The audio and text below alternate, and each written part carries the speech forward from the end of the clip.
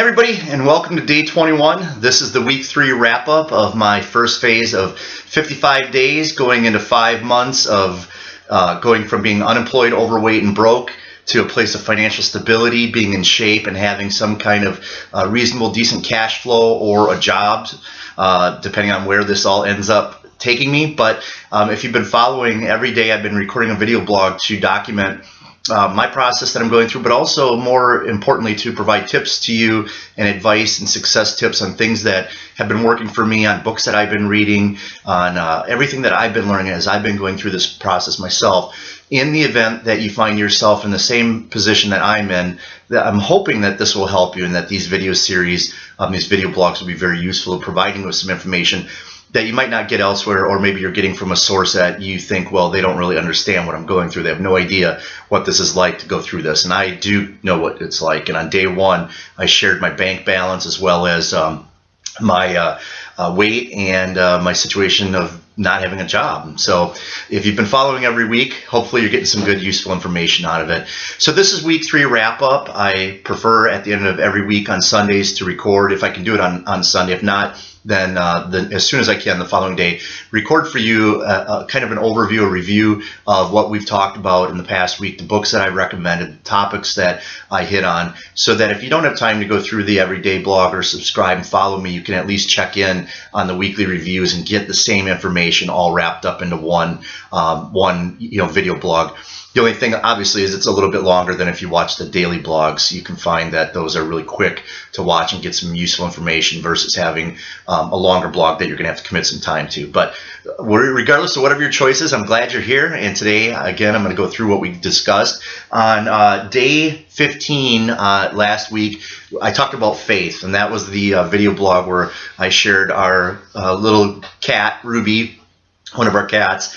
And I've always been a dog person, by the way, but I met my beautiful wife who happened to have a cat for many years, and I had to become a cat person. And now I think my cats would be a little upset if they heard that I was at one time an avid dog lover. I still love dogs, but it just works out better. So all you dog lovers out there, don't be upset that I'm talking about a cat. It's okay.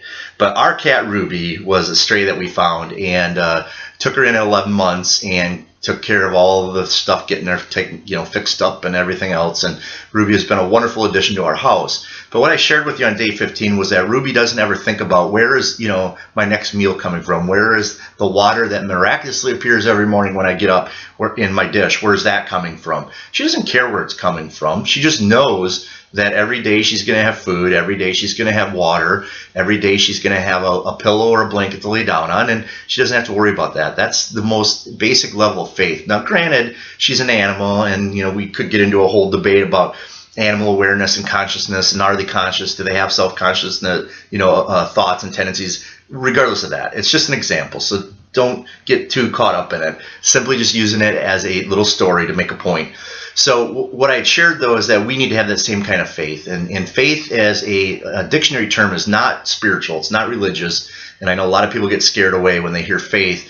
All faith is that you have a belief in a situation, you have a belief in a deity, you have a belief in a thing, a place, not a belief, confidence. Sorry, you have confidence and trust in a person, in a deity, in a place, in a situation, a thing, an outcome. You just have confidence and trust that everything's going to work out, that you're going to have food and you're going to have all that. So I talked about that on day 15. You need to have faith, and not necessarily a spiritual or religious faith unless that's important to you, and that's great. But for those who may not find themselves in that position, doesn't mean you have to do that. It means you just have to have confidence and trust that things are going to work out, and know that they're going to work out deep inside, and they will work out for you.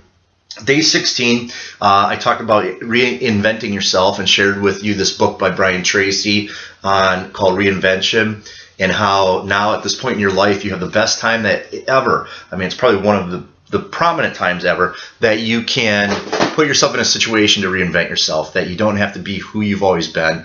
You can be whoever you want to be. You can do a different occupation, a different career, industry, whatever. That's up to you. But now is the time. And in Brian's book, Reinvention, he had talked about how they had interviewed a group of 300 people. And out of 300 people, 299 said that losing their job was the catalyst that pushed them into a new career, a new field, that entirely different field than they've ever been in, that they've achieved the greatest success in. They always thought they'd be successful in another field. I always thought I'd be successful in business, that I would be good working for a major corporation, climbing up the ladders, middle management and career this and that. And apparently that wasn't my thing, because I'm just not good at the administrative tasks, and I have a hard time playing politics. And as many of you know that might find yourself in a cube management position right now in a company, if you don't play politics, and if you don't absolutely love, or at least feel good about doing all that other stuff that comes with doing your job, then you're never going to succeed. And it just wasn't for me. And so good to know it now rather than later. But I'm looking for an opportunity now that this is going to take me to the next level, that I can reinvent myself, and I'm going to look back just like these people did and said, losing my job, being terminated, was the best thing that could happen. Obviously, it doesn't feel like it right now. And as you know, it's an awful feeling to worry about money. It's an awful feeling to worry about not having a job, income, paying your rent, paying your mortgage, car payments, all of that stuff. I get it. But you just have to, again, have faith and hope that everything's going to work out, and that you're going to look back and it's going to be a great thing that you had this opportunity to reinvent yourself. So reinvent yourself. Think about who you want to be, and then pursue that person, not who you used to be. On day 17, I talked about optimism and about the law of attraction, and how being optimistic is going to affect the law of attraction in your life. And, I had shared that we all know people that are overly optimistic, that are complete fake optimistic people that you just absolutely can't stand being around, because you can tell that it's taken everything they have to put on this air of fake optimism that, everything's great, bright and cheery. And, like I said, those are the kind of people we meet that are way overly medicated, that might need to talk to their doctor to knock down the dosage a little bit, because nobody's that happy. We all have good days. We all have bad days. And then I had shared with you that on the spectrum, there's the other end of the spectrum with the people that are, so pessimistic that everything is awful, that there's nothing great about anything, and there's no invention. They always say that this is the greatest invention since bread, sliced bread. These people, they have nothing that was ever great. They couldn't even tell you one thing that's the greatest invention or the greatest thing in their lives, because there is nothing. And there's a whole bunch of people in between, though, and we are kind of all in between somewhere at some point. But what I'd share with you about optimism is that you can't force being a person you're not. So trying to be fakely optimistic, if you're not optimistic, isn't going to work. And if you try to be sarcastic and pessimistic when that's not your style, it's not going to work either. But that you can learn how to be more optimistic, and the more optimistic you are, obviously the greater the chance of the law of attraction working in your life, because if you're not optimistic, you're not going to find that anything good is going to come into your life on a regular basis. It's just going to be more gloom and doom and bills and frustration and setbacks and all of that. And I shared with you a book called Learned Optimism that I had read years ago and forgot about. I know this might be kind of hard to see with the glare. But the author's name is Martin Seligman. Dr. Seligman wrote this book called Learned Optimism. And this book is really good, because there's a lot of tests in there that you have to go through to figure out, what kind of optimistic person you are or not. And it's not just that you're one way or another, it's that you're different in different situations. And that's what this book talks about, is that there's people that can be optimistic when everything's going right, but when things are going wrong, they're not. Or there's people that are optimistic when everything's going wrong, but when everything is going right, they're not. And there's a whole bunch of different pessimists in between and all that. But this book helps you identify who you are, and then it'll help you learn how to learn to be optimistic, which, as I had said, will help you ultimately in your life, and ultimately in your situation right now of trying to find a job and be in a happier and better position. You have to learn to be more optimistic to draw in the things that you want in your life going forward. So that was day 17. On day 18, I covered how to enjoy the process. And I had shared with you that I took an hour walk in 95 degree or 93 degree temperatures down here. It was absolutely humid and miserable. It's middle of August or end of August in southern Florida. Not a good time to be out. And it was really hot, and I was walking midday like an idiot. But as I was walking, all of a sudden, I had that in my head, like, this sucks. Why am I doing this? And then all of a sudden I started looking around, and like I shared with you in that video on that day, was all of a sudden I saw all the stuff that I never paid attention to when I walked. I mean, I just was so caught up in listening to my music and being mildly miserable about being out there exercising. And as I looked around, that's when I saw everything. I saw birds and people and flowers and butterflies. Like, honestly, I know this sounds like some kind of crazy trip, but it really happened, and I was really mildly amused and surprised by how good it made me feel to pay attention to what was going on around me. And so that made me inspired to think about talking with you all and sharing with you about enjoying the process. And don't forget that as difficult as some days can be and as unmotivated as you might feel to get up and exercise or eat better while you're doing this, that your number one concern that's eating you is finding a job to pay the bills. You got to learn to enjoy the process. You got to take time out. My wife and I, we've started a trend now since we have no money and we're not in a position where we can, go out on the weekends or go out for dinner to restaurants on Friday or Saturday night. What we do is we go to the beach on Saturday. And we typically go to the free beach, or there's a beach here, Honeymoon Island, that's like $8 to go to. But either way, we go to the beach and we pack a lunch, we pack sandwiches and chips and bring books and our little jam box, little sound freak for music with our iPhones, and we go there. It costs a little bit of gas to get there. The free beach costs nothing. Obviously, Honeymoon Island's $8. It's a state park, so it's $8 to get in. But, it's just a really inexpensive way. And every Saturday now, that's our thing. And we look forward to it during the week. And it's just to unplug. And what she and I are finding is we are getting some of our best ideas and our best, just clarity of mind going forward for where we're at and what we need to do from those days being at the beach. And so I want to encourage you to enjoy the process. And that's what I talked about on day 18.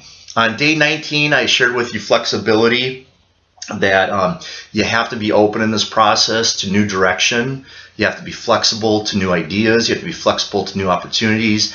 Again, it goes back to reinventing yourself, but don't label yourself as a certain type of person. Just because you may have been, a pharmacist, which I'm guessing very few pharmacists are losing their jobs these days with baby boomers getting older and the more, a lot more medicine going off across the shelves. But if you were a pharmacist or a pharmacist tech or assistant or a veterinary technician, or you were a marketing person, or you were in sales, or you were, whatever you were, you don't have to be that again necessarily. Be open to possibilities. And I shared with you a story how a friend of mine came to me and said, we're looking at opening up a real estate company in Florida. And we talked about it a couple of years ago. The opportunity wasn't there, and came to me now and said, this is probably going to happen. Would you be interested in being part of it?